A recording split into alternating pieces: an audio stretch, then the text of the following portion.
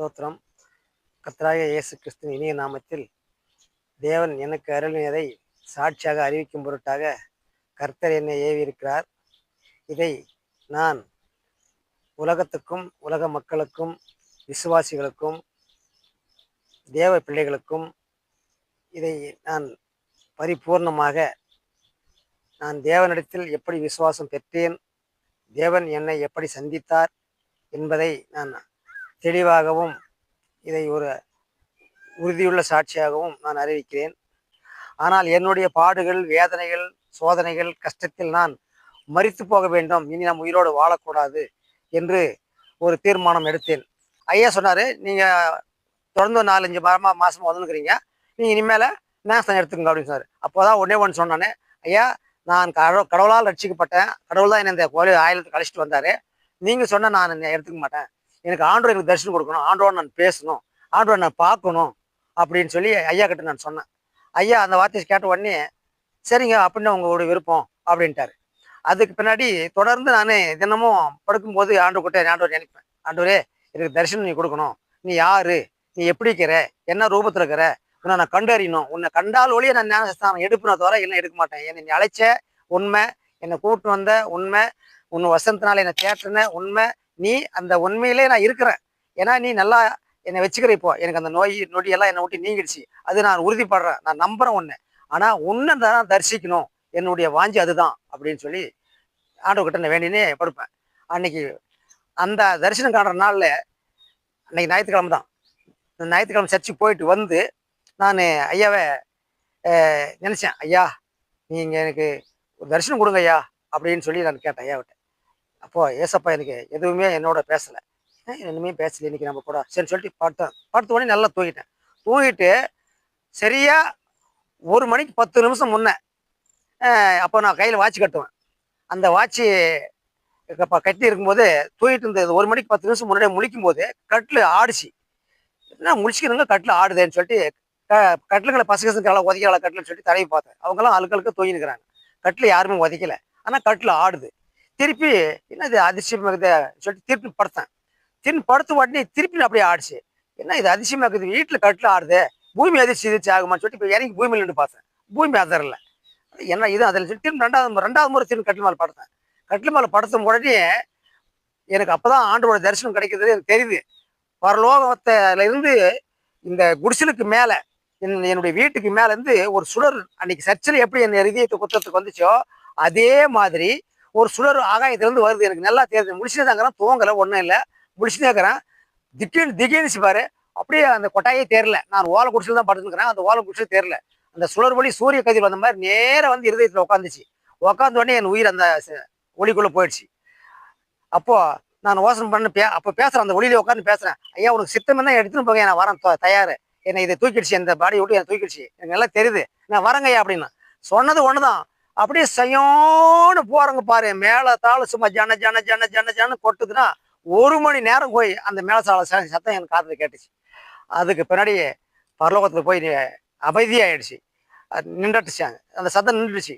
சத்தம் நின்ற உடனே என்ன பளிச்சுன்னு ஆயிடுச்சு, ஓ நம்ம வந்து விட்டுட்டாரு கூட நம்மள ஆண்டவர் அப்படின்னு சொல்லிட்டு அப்பவும் என்னை ஆண்டவர் நினைச்சிட்டு சரி குழந்தைங்க விட்டுட்டாரு, நம்ம போய் பார்ப்போம், சுற்றி பார்ப்போம் அப்படின்னு சொல்லிட்டு போகிறேன். நடந்து பயணம் கட்டி போகிறேன்.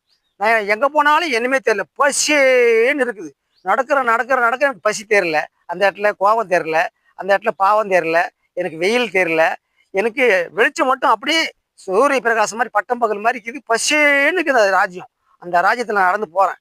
அப்போ எனக்கு என்னமே தெரியல, என்னடா அது இவ்வளோ தூரம் வந்தவங்க எங்கேயும் ஒரு மனுஷனை காணும், ஒரு ஜனத்தை காணும், யாரும் காணுமே, இது என்ன நாடாக்கும், என்ன ஊராக்கும், இது நம்மளை கோதை விட்டு போச்சு சாமி அப்படின்னு சொல்லிட்டு இது ஆண்டவர் தான் நினைக்கிறேன். அப்பவும் ஆண்டவர் நினைக்கிறேன், இந்த குழந்தை அவங்க கூட்டுருச்சே, நம்ம ஆண்டவர் அந்த நினைக்கும் போது எனக்கு எந்தமே கோபம் வரல, பாவம் வரல, என்ன இவ்வளோ தூரம் அந்த மன கஷ்டமும் வரல, எதுவுமே வரல, சந்தோஷமா நடந்து போயிட்டே போயிட்டு பார்க்கும்போது ஒரு இடத்துல வீடுங்க இவ்வளோ அழகா இப்படி வீடு கட்டிக்கிறாங்க, அழகழகா வீடு கட்டிக்கிறாங்க. அந்த வீட்டுக்குள்ளான உட்காந்து 4 பேர் 5 பேர் 10 பேர் உட்காந்து எல்லாம் அவங்க பாட்டு பேசிக்கிறாங்க.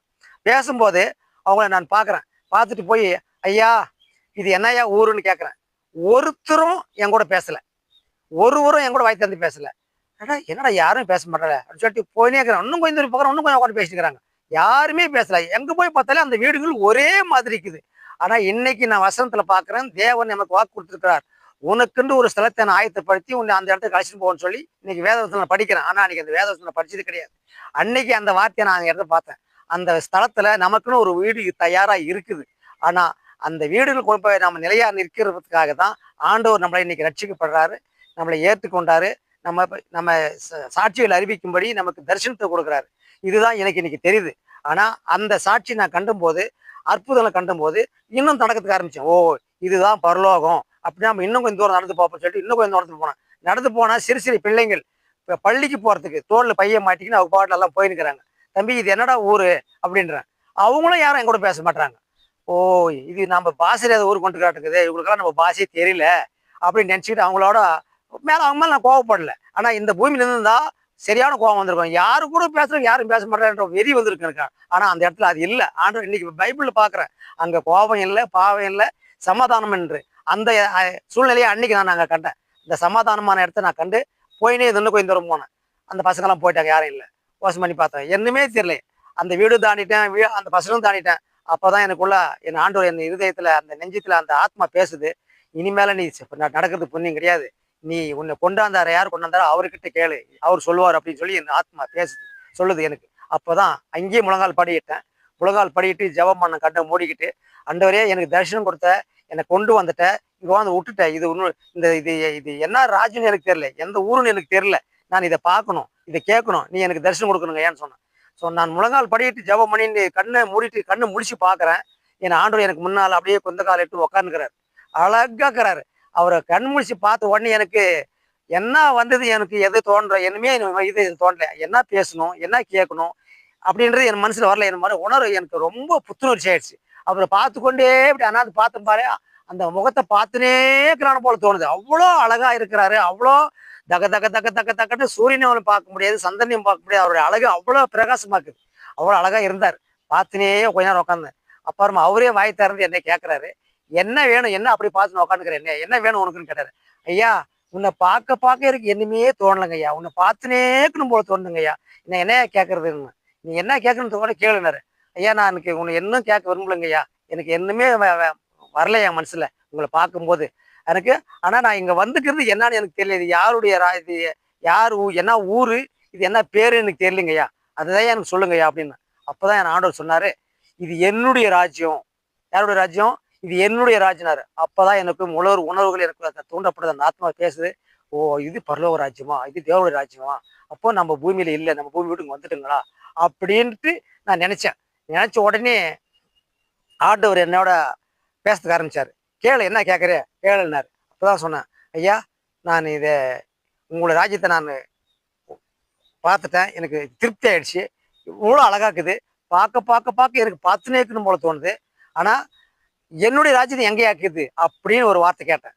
உன்னுடைய நீ பார்க்கணுமானாரு. ஆமா ஐயா பார்க்கணும் யானை, அது உன்னால இப்போதுக்கு பார்க்க முடியாதுன்னாரு. ஏன் இல்லையா பார்க்கணும், நீங்க சொன்னா நான் பார்க்குவேன், நீங்க சொல்லுங்கய்யா, நீங்க ஆர்டர் போடுங்கய்யா. என்னை அங்கேருந்து அழைச்சிட்டு வந்துட்டீங்க, இங்கே வந்து விட்டுட்டீங்க, இவ்வளவும் பண்ணிட்டீங்க, என்னை பார்க்கறது விட மாட்டீங்களா? நான் பார்க்குறேங்கய்யா, நீங்கள் ஆர்டர் போடுங்க. ஏன்னா அவர் கூட வாதாடுறேன். நான் உட்காந்து வாதாடும்போது ஐயா சொல்கிறாரு, நீ பார்க்கணுன்னா திரும்பி பின்னால் பாருன்னு சொன்னார்.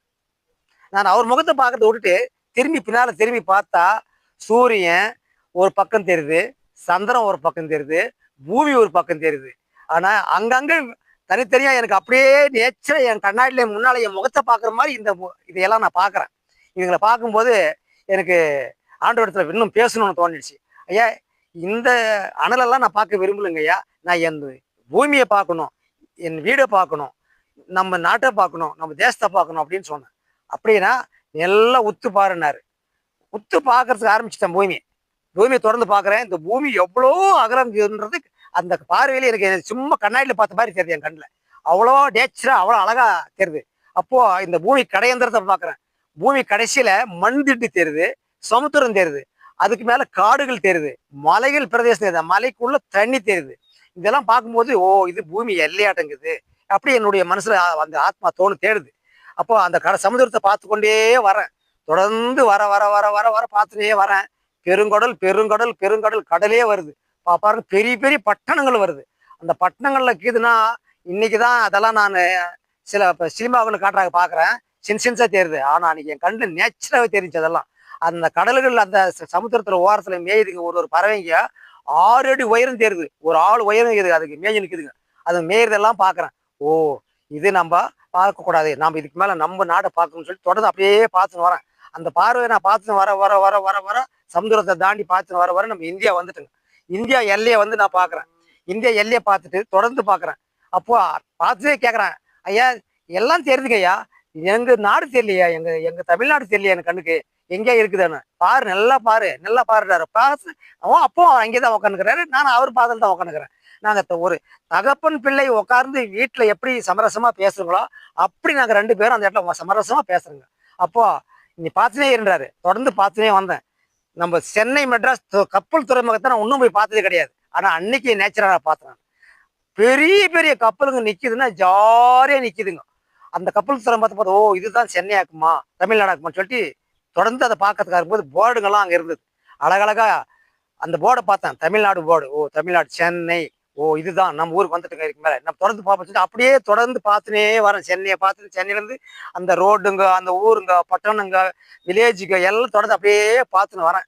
தொடர்ந்து பார்த்துன்னு வரும்போது எங்கே வரேன், நம்ம வேலூரை தாண்டி வந்துட்டேன். அந்த மலைங்கெல்லாம் எனக்கு நல்லா தெரியுது பளிச்சுன்னு. ஓ இனியும் தொடர்ந்து வரேன். வர வர ஏலகிரி மலை தெரியுது, பெரிய மலை. ஓ இது நம்ம ஊருக்கு வந்துட்டுங்க, இனிமேல் நம்ம ஊருக்கு. அப்படியே தொடர்ந்து பார்த்துன்னு வரேன், எல்லா ஊரும் பார்த்து. அந்த பஸ் ரோடே எனக்கு பார்வை பார்த்துன்னு வருது. நம்ம தாளாப்பள்ளி மலைக்கு வந்துட்டான். தாளாப்பள்ளி மலையை பார்த்த உடனே என் வீடு வாசல் பனந்தோப்பு எல்லாம் எனக்கு எல்லாம் கண்ணுக்கு நேச்சராக தெரியுது. அன்னைக்கு என்னோட ஓலை கொட்டாய் பனந்தோப்புல கிரன்னு பனை மரம் தான் இருக்குது. அன்னைக்கு அந்த பனை மரத்துங்களை பார்த்துட்டு நம்ம ஊருக்கு சொல்லி அப்பதான் என் வீட்டை பார்க்குறேன். என் வீடை பார்த்தா என் வீட்டில் என்னுடைய பாடி என் கண்ணுக்கு தெரியுது. அங்கிருந்து என் பாடியை பார்த்துட்டேன். அடா, ஓ நாம் மறித்துட்டு இருக்கிறோங்க, நம்ம இங்கே வந்துட்டு இருக்கிறோங்க, ஐயா கிட்ட வந்துட்டுங்க, நம்ம இனிமேல் நம்ம அந்த பூமிக்கு போகக்கூடாது அப்படின்னு எனக்குள்ள பல சிந்தனைகள்லாம் ஓரத்துக்கு ஆரம்பிச்சிச்சு. அப்போதான் ஐயாவுக்கு திரும்பி இதை பார்க்கறத கட் பண்ணிட்டேன். கட் பண்ணிட்டு ஐயாவை பூஜை பார்க்குறேன். ஐயா எனக்கு என்னன்னு தோணலைங்க ஐயா, உன்னை பார்க்க பார்க்க எனக்கு உங்ககிட்ட ஒன்று கேட்கணும்னு தோணுதுங்க ஐயா அப்படின்னு சொன்னேன். அப்போ அவர் என்ன சொல்றாரு, என்ன கேட்கணும்னு சொல்கிறேன் கேளுன்னாரு. ஐயா இது இங்கேயே இருக்கிறான்னு தோணுதுங்க ஐயா, என் மனைவி மக்களும் பாரு எங்கள் அம்மோடு அனாதியாக தூயினுக்கிறாங்க ஐயா, அவங்களெல்லாம் கூட்டு வந்தாலையான்னு சொன்னேன். இது ஒரே வார்த்தை சொன்னது ஒன்று தான் ஆண்டு என்னை பிடிச்சி தள்ளி விட்டாரு. நான் பூமிக்கு வந்துட்டேன். வந்து என் பாடி மேலே, என் கொட்டாய் மேலே என் உயிர் விழுந்துருச்சு. அந்த பாடிக்குள்ளே என் உயிர் போல நுழையறதுக்கு ரொம்ப நேரம் பாடுபட்டுச்சு. அப்புறம் தான் ஆண்டவர்கிட்ட அந்த கொட்டாய் மேலே உட்காந்து ஜெபம் பண்ணேன். ஆண்டவரே என்ன இந்த பாடிக்குள்ளே நுழையறதுக்கு வேறு அதிகாரத்தை கூட, நான் உள்ளே போகிறேன், நான் என் மனைவி மக்களோட பேசணும் அப்படின்னு சொல்லி சொன்னேன். ஒன்றரை இருக்க அந்த அதிகாரத்தை கொடுத்தாரு. என் பாடிக்குள்ளே இருந்துச்சு, உயிர் போச்சு. அந்த உள்ளே போய் நுழைஞ்சி ஒவ்வொரு கையா காலை செயல்பட்டு அப்புறமா என் ஆண்டை அது எழுப்புறாரு. என்னை எழும்பி என் மனைவி மக்களை நான் எழுப்பிட்டு விளக்க கொளுத்துனாங்க. விளக்கு கொளுத்துட்டு வாட்சியை பார்த்தா வெடிகாலம் 5:30 மணி. நான் போனது 1 மணிக்கு, நான் வந்தது 5:30 மணிக்கு. அப்புறம் தான் ஆண்டவரோட நான் சமரசமானன்று தெரிஞ்சுக்கின்னு உடனே எழுந்து உட்காந்து என் மனைவி மக்களுக்கெல்லாம் சொன்னேன். அவங்க கேட்டுக்கின்னு அப்புறமா அவங்க வேலை தொடங்கினாங்க. நான் காத்தால எழுந்து திருப்பியும் பாஸ்ட் கட்டிக்கு போனேன். நேராக போய் 7 மணிக்கெல்லாம் ஐயா எழுப்பினேன். ஐயா படுத்துனே தான் இருந்தார். போய் எழுப்பினேன். என்ன இவ்வளோ தேவை மட்டுக்கிறீங்க ஐயா, நான் மீண்டும் ஒரு தரிசனம் கண்டேங்க ஐயா அப்படின்னு. என்ன தரிசனம் கண்டேன் ஐயா, நான் பரலோகத்துக்கு போயிட்டு வந்தேன் ஐயா அப்படின்னா. அப்போ ஆண்டவர்கிட்ட இதை எடுத்து சொன்னேன் சாட்சியாக. அதுக்கு பின்னாடி ஒரு 6 மாதத்துக்கு கழிச்சு எனக்கு ஆண்டவர் ஞானஸ்தானம் கொடுத்தாரு. பிதா குமாரன் பரிசுத்தாவினாலே நான் ஞானஸ்தானம் பெற்று இன்னைக்கு கர்த்தருடைய வார்த்தையை தொடர்ந்து எல்லாருக்கும் நான் சொல்லின்னு வரேன், சாட்சியாகவும் அறிவிக்கிறேன். இன்னும் நிறைய சாட்சிகள் அதுக்கு பின்னாடி எனக்கு ஆண்டவர் செஞ்ச அற்புதங்கள், அதிலிருந்து எனக்கு இந்த வாழ்க்கையில இன்னைக்கு நான் இன்னைக்கு நலமான நிலைமையில இருக்கிறேன்னு சொன்னா அதுக்கு என் ஆண்டவராகிய இயேசு கிறிஸ்து மட்டும்தான். அவர் எனக்கு எல்லாவற்றையும் செஞ்சாரு, எல்லாவற்றையும் செய்து கொண்டிருக்கிறார், இனியும் செய்வாரு. அவரை நான் முழுமையாக நம்புறேன்.